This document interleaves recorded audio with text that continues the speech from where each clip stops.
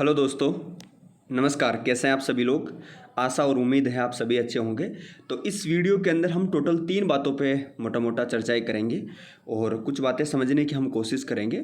और एक मैं आपको आपकी स्टडी से रिलेटेड एक बात बताऊंगा, एक वैकेंसी के ऊपर थोड़ा सा अनुमानित बात मैं आपसे शेयर करूंगा, केवल अनुमान के हिसाब कि जून या जुलाई में जो भी बात है उस पर थोड़ा सा हम समझने की कोशिश करेंगे। और तीसरा थोड़ा सा आपको मैं चैनल के बारे में समझाऊंगा। तो सबसे पहली बात तो मैं आपको थोड़ा सा चैनल के बारे में बता देता हूँ। देखिए, काफ़ी सारे विद्यार्थी हमसे जुड़े हुए हैं और मुझे पता है कि कुछ विद्यार्थियों को थोड़ा सा ये लगता है कि सर आप चैनल का जो नेम है इसमें काफ़ी प्रॉब्लम है। तो इस वजह से इसका जो नाम फाइनल डिसीजन के हिसाब पे इसका जो नाम पहले भादो अकेडमी था, आपको पता है, और अब इसको हमने कर दिया है टॉप स्थान। इस चीज़ का ध्यान देना, यानी ऐसा स्थान, हमें ऐसे स्थान पे जाना है जो टॉप हो और मुख्य रूप से हमें इसी हिसाब से स्टडी करनी है कि जो स्थान टॉप हो और जहाँ हमारा सिलेक्शन हो। तो इस बेस पे इसका नाम हमने टॉप स्थान कर दिया है। इसका ये लोगो देख लीजिए और ध्यान देने वाली बात है, ये भादो अकेडमी का ही नाम हमने चेंज कर दिया, पहली बात। अच्छा, दूसरी बात मैं आपको ये बताना चाह रहा हूँ कि ये जो एसएससी जीडी की जो भर्ती है इस पर मैं थोड़ी सी डिटेल में आपके साथ में चर्चा ही कर लेता हूँ कि क्या प्रोसेस है क्या नहीं है। और मैं समझ पा रहा हूँ कि काफ़ी सारे विद्यार्थी जो थोड़े से डिमोटिवेट हैं, कुछ भ्रमित से हो रहे हैं। और ये स्वाभाविक सी बात है कि जब स्टूडेंट एक सीरियस होकर तैयारी करता है तो थोड़ी सी टेंशन उसको होती है। तो हम समझ लेते हैं। मैं ये भी देख पा रहा हूँ कि काफ़ी सारे विद्यार्थी ऐसे हैं जिनकी तैयारी ऑलरेडी काफ़ी अच्छी है, स्ट्रॉन्ग है, और वो बस वेट कर रहे हैं, तो केवल भर्ती का ही वेट कर रहे हैं। तो मैं थोड़ा सा आपको बता देता हूँ। देखिए, चिंता किसी भी चीज़ का कोई भी सॉल्यूशंस नहीं है, बस आपको केवल चिंतन करना है, ठीक है। अब आप ये बात आपको ये लगेगी सर ये कहने में बहुत आसान होता है, लेकिन क्या चिंतन करें हमें, ठीक है। चिंता तो होती है कि जब भर्ती नहीं आई, मैं समझता हूँ आपकी फीलिंग को, लेकिन थोड़ा सा हम इसको समझते हैं कि जून या फिर जुलाई के अंदर, ठीक है। देखिए, एक बात है, अगर ये लॉकडाउन नहीं लगता और इस तरह से केसेज नहीं आते तो 100% हम ये मान के चलते हैं कि जून जो आपकी जो शेड्यूल था एसएससी का, उस हिसाब से अब तक हमारी ये वैकेंसी आ जाती। लेकिन अब इसके बारे में कोई ऐसी ऑथेंटिक या किसी को किसी भी प्रकार की कोई इन्फॉर्मेशंस नहीं है। अगर कोई दावा करता है कि इस तरह से ये नॉलेज हमें पता है इस तरह से, तो वो सरासर झूठ ही होगा मेरे हिसाब से।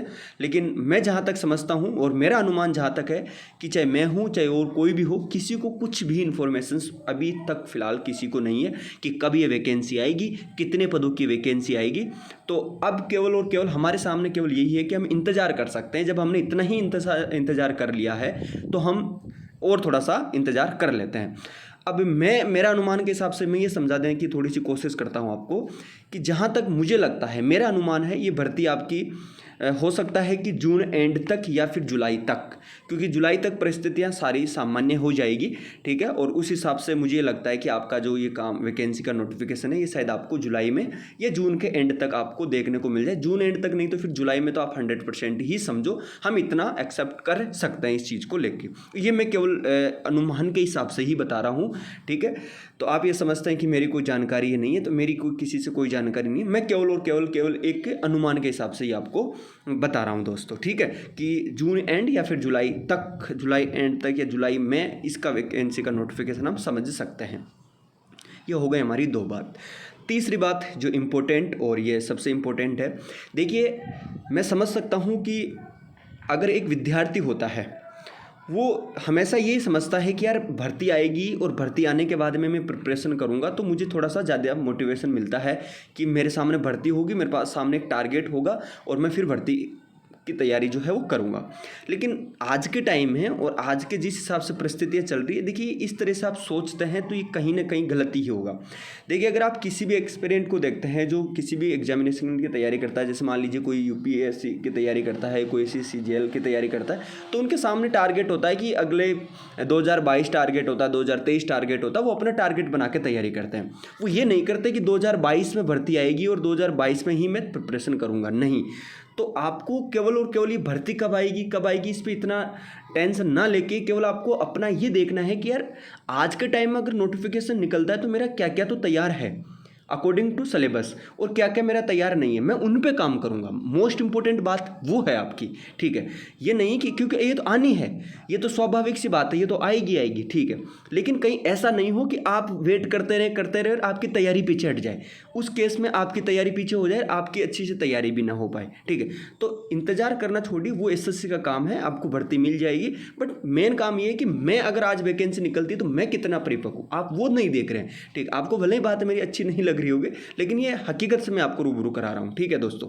तो हम यही समझ सकते हैं कि मान लीजिए कि आज वैकेंसी आती है और आज सिलेबस जो है मैं क्या उसमें कंप्लीट वेरी करता हूँ, क्या मेरे कंप्लीट सिलेबस है। तो इस हिसाब से आप ये सोचिए कि यार कहीं मेरा ये पॉइंट वीक है तो मैं इनको अच्छा कर लेता हूँ, ताकि वैकेंसी आने पर मेरे पर किसी भी प्रकार का कोई प्रेशर नहीं हो, ठीक है। मैं टेंशन नहीं, क्योंकि फिर लाखों लोग इसमें जुट जाएंगे, ठीक है। तो इस वजह से आपको जैसे आपका कंप्लीट सिलेबस होगा और वैकेंसी आएगी तो आप में एक अपने आप में कॉन्फिडेंस बिल्ड होगा कि यार मैंने वाकई में मेरी तैयारी अच्छी है और अब मुझे इस तरह से तैयारी को आगे लेके जाना है। जो जो मेरी कमी है टेस्ट दूंगा और ये मेरी कमी है मैं इनको दूर करूंगा। एक बात और मैं लगता है आपको बताने की कोशिश करूंगा, जो सबसे इम्पोर्टेंट बात है वो ये है कि आपको जो विशेष ध्यान देना है वो ये आपको ये ध्यान देना है कि ज़्यादा से ज़्यादा आप सेल्फ स्टडी पे थोड़ा सा ज़्यादा फोकस करेंगे तो ज़्यादा बेटर रहेगा, क्योंकि सेल्फ स्टडी एक ऐसी चीज़ है जहाँ पे आप ज़्यादा आउटपुट निकाल सकते हैं, मेरा मानना यह है दोस्तों। बाकी आप खुद स्वतंत्र हैं, खुद आज़ाद हैं, और जब आप एक अच्छी नौकरी लेने की अग्रसर हैं तो आप खुद अच्छा बुरा अपना अच्छा बुरा खुद सोच सकते हैं।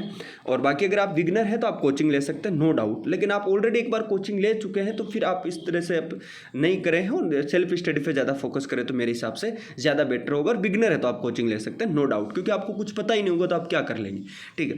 तो ये 3-4 बातें मैंने आपको 5-7 मिनट में आपसे शेयर करी है। तो आपको डेफिनेट अच्छी लगी हो तो please like share and subscribe आप कर सकते हैं। और हाँ, टेलीग्राम से ज़रूर जुड़ सकते हैं, और आपको कोई डाउट है तो आप इसी नाम से हमारा इंस्टाग्राम अकाउंट है, आप मेरे से कोई सवाल कर सकते हैं। Okay, thank you so much. अगर आपको वीडियो अच्छा लगा तो लाइक एंड शेयर सब्सक्राइब जरूर है, तो थैंक यू।